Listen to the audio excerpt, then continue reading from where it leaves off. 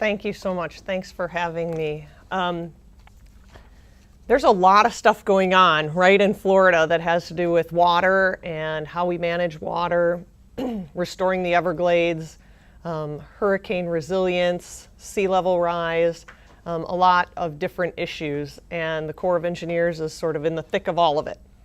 And so I'm happy to be here. I'm going to go through some slides just to give you a little bit of information about what we're thinking about recently, but I'm really here to answer your questions. So please don't hesitate to stop me if you have questions about what I'm talking about, and then I'll make sure to be available for questions after we finish the presentation as well.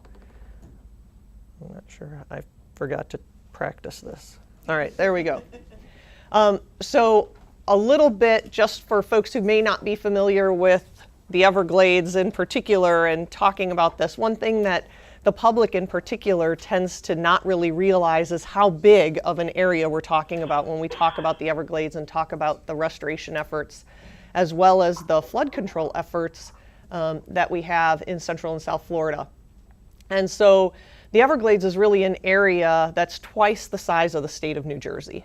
And so when we talk about how we're managing this between the Corps and the South Florida Water Management District, it's an immense task. And so the historic system, composed of over 9 million acres of wetland, rivers, and a mosaic of different habitats that flowed really from Orlando all the way down to Florida Bay. This is an immense area. We had about 60 inches of rain annually, somewhere between 52 and 65 inches of rain annually fall on these basins. But what we've done over time is we've reduced the area that rainfall can be captured by the natural environment basically by half. So we have the same amount of rain that we had 150 years ago, but half of the undeveloped landscape for it to sit on. And so what does that mean? That means it's a huge challenge, because in addition to having to have places for that water to go, we need that water. We need that water for water supply for the 8.1 million people that live in South Florida. So what are we going to do about that? We have some history that we have to deal with. Since the 1800s, as a state, we've looked at ways to make Florida more inhabitable and attract people to live here. We've done a phenomenal job, but it's been at the expense of our environment. So what did we do? We designed a system that would drain water off of the landscape, make it possible for development, both for agriculture as well as for cities. And so one of the primary ways that we did that is we built a series of very large canals that help capture water from Orlando south and flow it into Lake Okeechobee and then move it out to the coast. Once we did that, we also compartmentalized the Everglades. Why did we do that? We did that for two reasons. One was to improve flood control, but also to conserve water. So we created spaces for water to stay on the landscape. And that's within Lake Okeechobee and then also within the water conservation areas. And then those supplies of water are what provide fresh water throughout the rest of the year when we're not getting the immense amount of rain that we get during just 3 or 4 months out of our season, but then we have the rest of the 8 months of the year that we need water. And so this compartmentalization was designed to retain that water and make it available for people. What we didn't realize was the negative unintended consequences that we'd have on our environment. Many of these structures were built prior to the national rules and laws that were put in place in order to help us save our environment. So before the Clean Water Act, before the Endangered Species Act, before the National Environmental Policy Act. Most of these structures were in place before then. So it wasn't until the 1970s that those national laws came into effect. And it was because we saw areas like the Everglades that were being really negatively impacted. And so SERP, which many of you are familiar with, the Comprehensive Everglades Restoration Plan, was passed in the year 2000, and it was a response to all of these efforts of multiple stakeholder groups saying what we're doing to make Florida inhabitable is causing a very significant negative impact on our environment. And Florida relies on that environment just as much as we rely on the flood protection for our populations. And so we need something that makes them more compatible. SERP is that legislation.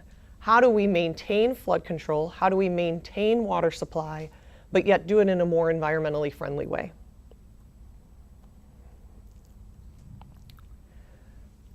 So what we were challenged with as the Corps is figuring out how do we manage those 52 to 65 inches of rain a year that comes into these areas, and now we have to not flow it out of these major canals to the coasts, to the Treasure Coast, as well as out the Caloosahatchee. And how do we not hold water too high in the water conservation areas so that the habitats there can be restored and better mimic their historical ecological functions. Right now, the water that flows out of the Kissimmee Valley and into Lake Okeechobee goes into Lake Okeechobee about 4 to 6 times faster than we can get it out of the lake. So what the Comprehensive Everglades Plan does is develops a series of storage areas north, south, east, and west of the lake in order to help give us places to park water that are different from just releasing it out to the ocean. A lot of folks are really concerned that everything is in competition. And if one habitat or one purpose of the water is met, that a competing purpose or requirement has to lose, so that there has to be winners and losers as we go through this process. I don't believe that. And I think the science and the work that we've done so far, working with local, regional, state, and federal agencies, has proven otherwise. Because we have lots of places where we see things working together. We can do development and the natural environment together. We can do things that are good for both the oysters in the estuaries and good for the bass fisheries in the lake. We can do things that are good for both development and tourism. We've done a lot of things that have been bad for both, but the way forward is making sure that we balance things that are good for all of the impacted stakeholders. If we can't stick together on this, then we won't get there. We have to work together in order to find solutions that's good for all of the environments and that allows us to balance the water-related needs of our entire region. So let me give you a couple of examples of where this has worked. We're seeing our projects work. These are 2 pictures of the Kissimmee River Restoration Project. This is a project that was authorized ahead of the SERP plan. This is putting the wiggle back in the Kissimmee River. Several decades ago, we built the C-38 canal, which was a straight shot down from Orlando into Lake Okeechobee, moved a tremendous amount of water, very effective, provided excellent flood protection, allowed incredible areas to be developed, and really caused very significant harm to Lake Okeechobee, to the Kissimmee River Basin. And so we were called to undo the damage that we'd done, but don't impact the flood protection that you provided. So it took us about 3 times as much money and 4 times as long to come up with a plan to undo the effects of the C-38 canal. But you can see in that top left-hand picture That light colored straight line that runs right through the middle of the picture, that's the old C-38 canal. That's been backfilled. What we saw after Hurricane Irma, the bottom picture is the same area.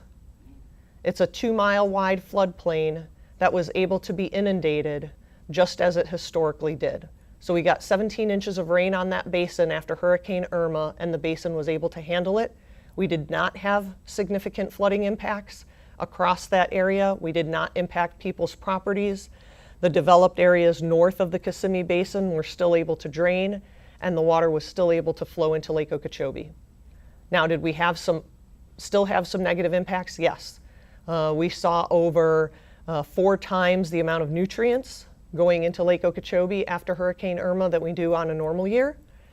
That's not unexpected because we had a huge area of landscape that drained water into the Kissimmee Basin, and then that water went right into Lake Okeechobee. Those are impacted areas, water running off of our developed areas, off of agriculture, off of all the places where people live and work. So not unexpected, but still a very negative consequence, and we're still working with the state and with other partners on how do we address those issues. But the project is working as we intended, and we're able to do that. We're able to still do things that are good for the environment and still maintain flood protection.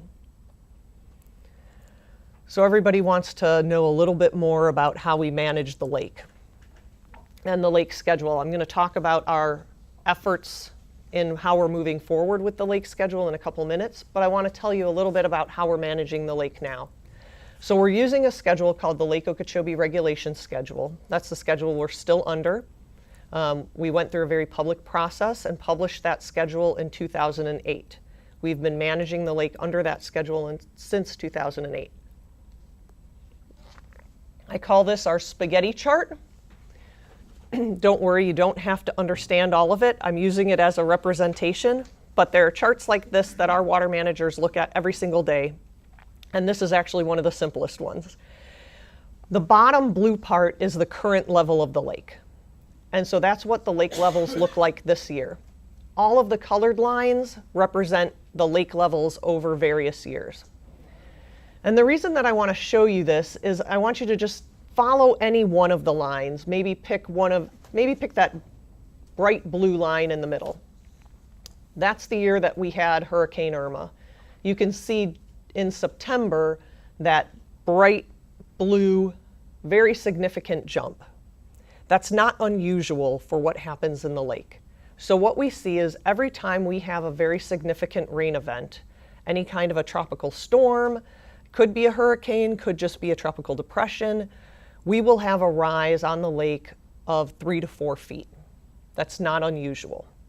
And you can see that as you look at the different colored lines. You'll see one on that green line, on the black line, on the purple line, on the blue line, even that red line in the middle, although it has a couple of bumps along it. That's a very typical wet season impact on the lake. And that gets back to what I was talking about, that we have inflows 4 to 6 times faster into the lake than we can get out. So let me talk about what that means in the current year and then what we're doing about that. So 6 of the last 7 years, we've had the lake hit 16 feet. When we did the 2008 LORS schedule, we knew that an envelope somewhere between 12.5 and 15.5 feet is sort of the ideal range for Lake Okeechobee to be managed. But 6 of the last 7 years, we've hit 16 feet or gone over it. So the lake's had a number of years that have been higher than what we anticipated when we did the lake schedule. And in the last 3 years, we've seen really significant extremes with very high lake levels. And one way that we saw impacts is through the aquatic vegetation on the lake. So prior to 2016, we had about 40,000 acres of seagrasses on the lake. Just before Hurricane Irma, we were down to about 33,000 acres of seagrasses on the lake.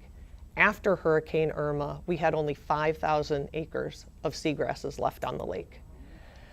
The reason that that's important is because those seagrasses are not just important for the ecology of the lake and the fisheries and the habitat for the fish and all of that, but it's also important because that's how the lake cleans itself. So all those nutrients that come into the lake from the runoff are cleaned in part by the aquatic vegetation that's in the lake. So it's very hard for the lake to keep itself healthy without the grasses that help uptake those nutrients.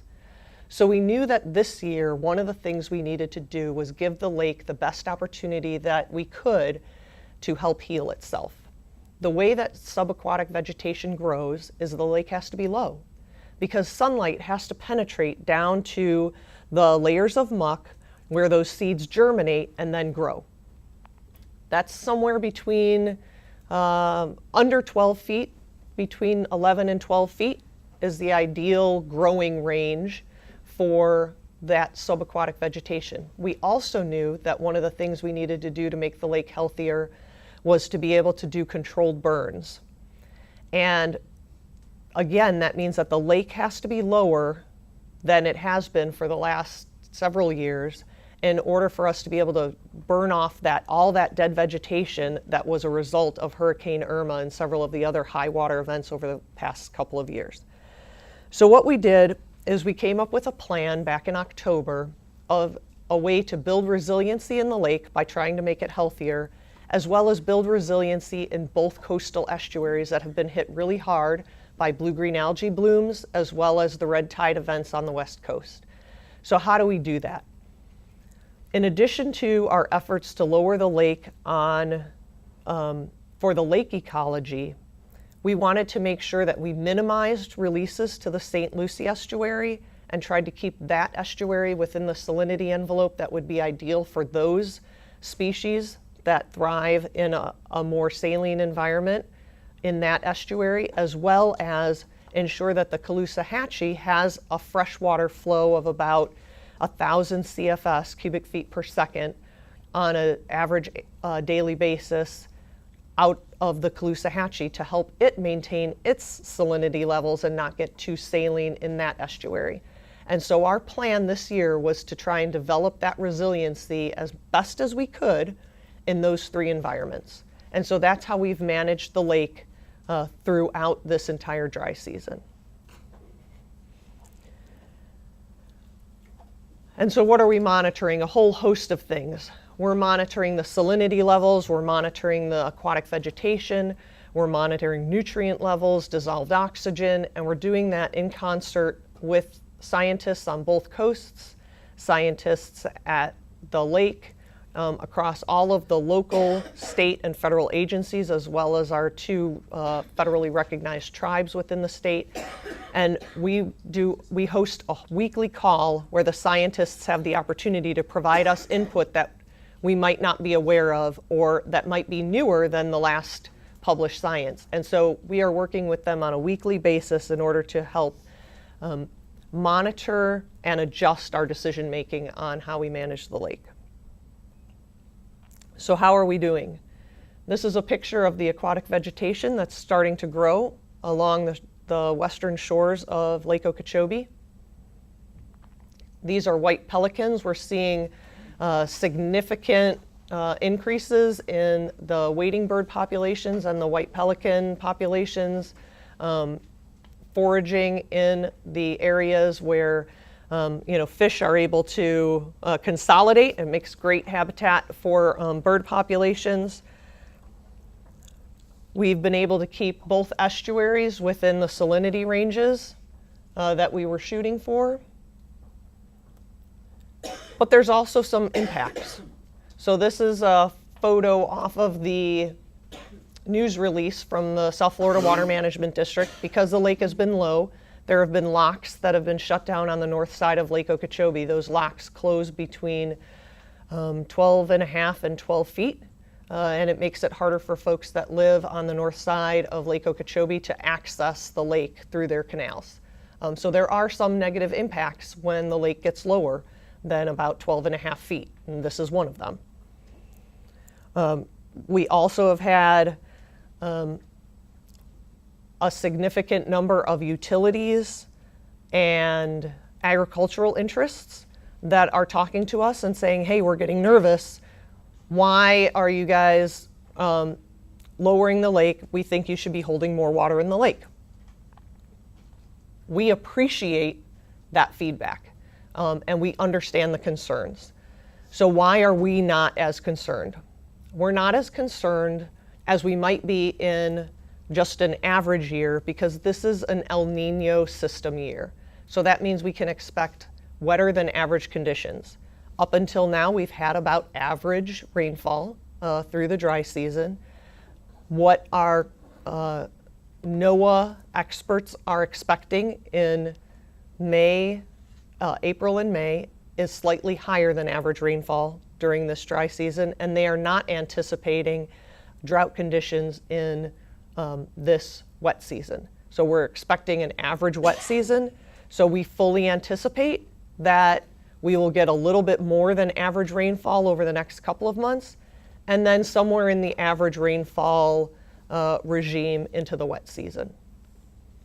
That's how we're operating currently. And we're still operating under the Lake Okeechobee Regulation Schedule that was published in 2008. This effort that you've heard a lot of folks talking about, the LOSOM effort, the Lake Okeechobee System Operating Manual, is the new way to manage the lake. It actually has nothing to do with how we're managing the lake this year. This is a very deliberate effort that we happened to start at this time. The reason that we started at this time is not because of the situation that we saw in the ecosystems over the past 2 years, 3 years, 6 years. It's because we've met the criteria that were outlined in the lake schedule for '08 to relook the lake schedule. And what those criteria are is that we can anticipate completion of the repairs on the Herbert Hoover Dike, and we can anticipate completion of some of the SERP projects that provide additional storage in the system, which is the C43 reservoir on the west side of Lake Okeechobee and the C44 reservoir on the east side of Lake Okeechobee. And we're anticipating those 3 projects completing in the 2022 timeframe. So now is the right time for us to start a very deliberate effort on how should we manage the system going forward, and really looking at it as a system, incorporating these SERP components and incorporating everything that we've learned since '08 in order to manage the lake better. Could you just repeat the 3 projects and the dates? Yes. So the repairs to the Herbert Hoover Dike, and that's scheduled for completion in 2022. And then the C43 reservoir, the South Florida Water Management District is doing the bulk of that construction, and that's on the Caloosahatchee. And that is also scheduled to be completed around 2022. And then the C44 reservoir, which is on the St. Lucie side of Lake Okeechobee, and that reservoir is scheduled for completion in 2021. And so this is a very public process. We just completed the scoping meetings. The public comment period is still open through April 22nd, and so we welcome comments that have to do with the Lake Okeechobee schedule during that public comment period, but it won't be the last time that you have an opportunity to provide input. We will start doing some workshops to develop the alternatives for how we will model and continue the discussion about the schedule. And those workshops are going to start in May, and they'll run through the summer.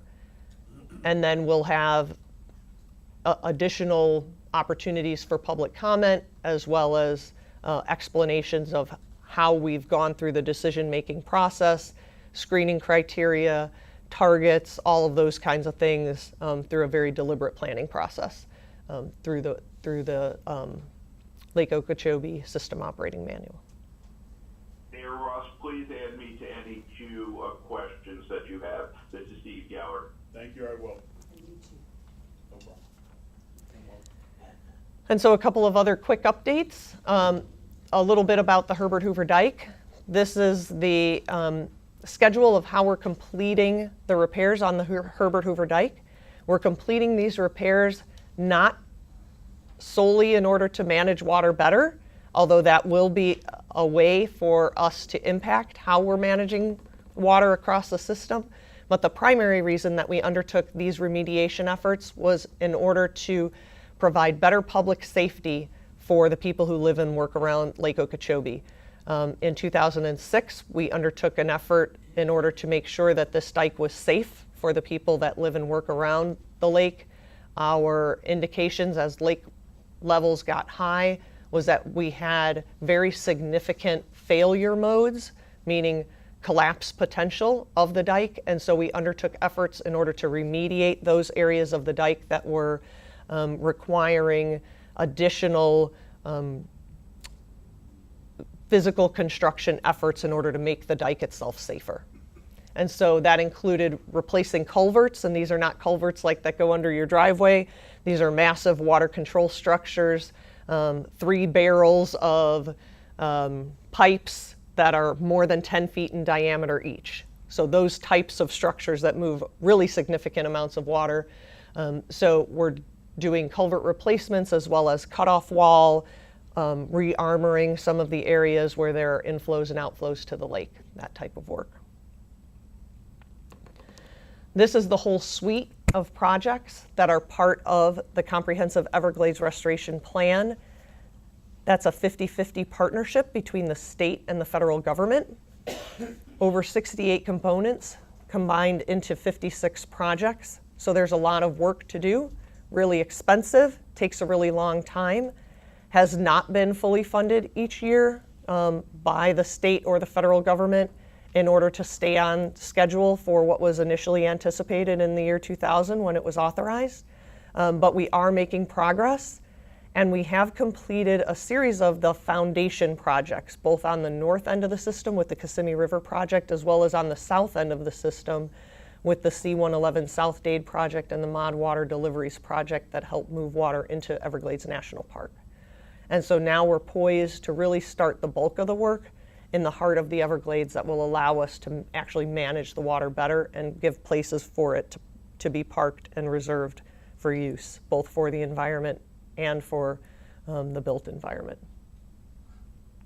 I wanted to also just give you a slide on our budget information. There's always a lot of questions about budget, so I thought I'd go ahead and throw that up there for you.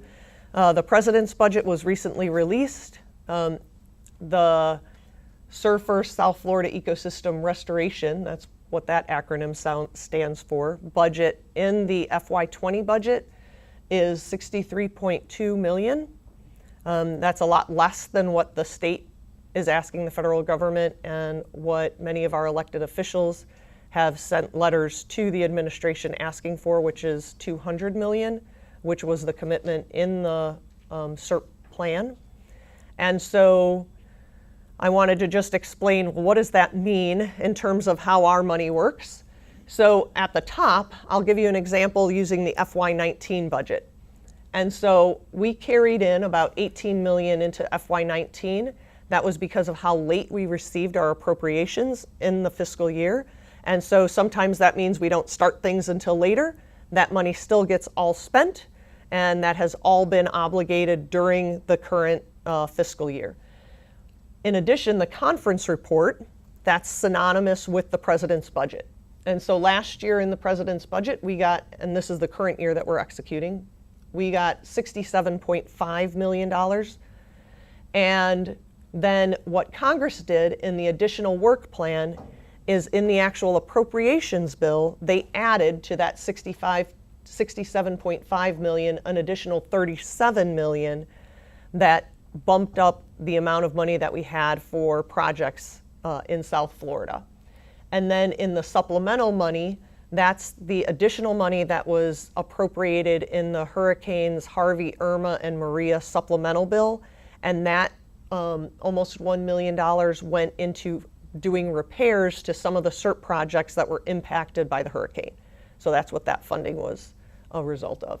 And so in addition, you don't see the Herbert Hoover Dike funding on here, but the Herbert Hoover Dike was completely funded under the supplemental bill. So we have all the money that we need to complete that work by 2022. and that'll be appropriated annually to us in increments as we need it, and we haven't seen any reason to expect that to happen differently. So that component is fully funded, but it's funded under a different business line than the ecosystem restoration. So it's funded under dam safety, not ecosystem restoration. So for the last several years, we've worked really hard all together, all the agencies, elected officials, and the public, in order to make these things happen. And that's how things like the Herbert Hoover Dike getting completely funded happens, is because of the efforts of all of you working with the state and federal agencies. And so I just want to encourage everyone to continue to be part of the solution for these challenging problems that I'm incredibly optimistic that we are on the path to completing.